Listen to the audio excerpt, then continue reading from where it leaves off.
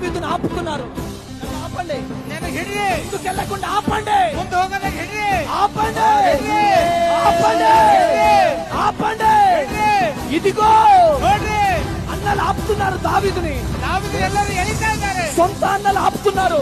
దావీదు ఒక మాట అంటున్నాడు, అన్నలో అనందరే నేను చూడడానికి రాలే, ఆ ఫిలిస్తీన్ని చూడడానికి రాలే, ఫిలిస్తీన్ ನೋಡಕ್ ಬಂದಿಲ್ಲ, యుద్ధం చేయడానికి వచ్చాను. ನಾನು ಯುದ್ಧಾలకు ಬಂದಿದ್ದೇನೆ. నాలో పారే పౌరుషం మామూలు పౌరుషం కాదు. ನನ್ನಲ್ಲಿರುವಂತ ಶಕ್ತಿ ಸಾಧಾರಣ ಶಕ್ತಿ ಅಲ್ಲ. నాలో పారే పౌరుషం మామూలు పౌరుషం కాదు. ನನ್ನ ಶಕ್ತಿ ಸಾಧಾರಣ ಶಕ್ತಿ ಅಲ್ಲ.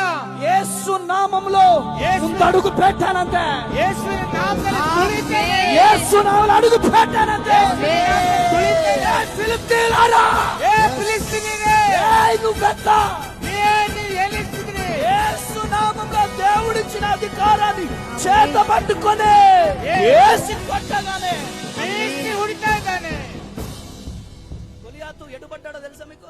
ముందు పడ్డాడా, వెనక్కి పడ్డాడా? ಮುಂದೆ ಬಿದ್ದಾನ, ಹಿಂದಕ್ಕೆ ಬಿದ್ದಾನ? చెప్పండి. ముందు పడ్డాడు.